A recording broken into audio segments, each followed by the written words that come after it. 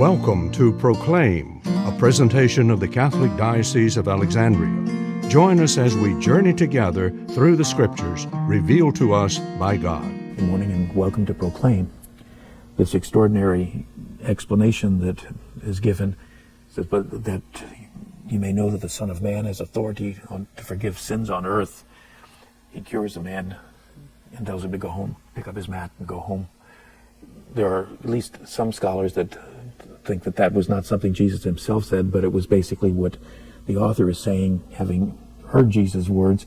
Now he gives us that little parenthetical expression that, okay, now you can see that Jesus does have this authority and he cures the man. And so once again, we find something extraordinary. The title Son of Man is one that we'll see quite often in the Gospel of Mark. There's certainly a couple of different allusions that are there. It can mean just a human being, but certainly the context doesn't suggest that. It almost certainly is intended to take us back to chapter 7 in the book of Daniel, in which that heavenly vision of one like a son of man coming on the clouds of heaven with power and majesty.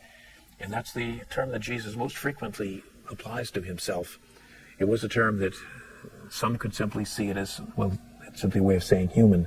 But in the context, clearly Mark wants us to see something much deeper, because Jesus has authority that is certainly not human in the traditional sense, and we're told that he exercises that.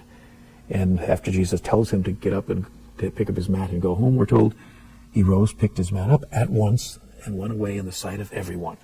And so again, immediately, at once, the results of what Jesus says, in this case the man follows exactly what Jesus has told him to do, and the fact that it's no longer the Sabbath means that he can legitimately do that. This program was brought to you by Christus Cabrini Hospital.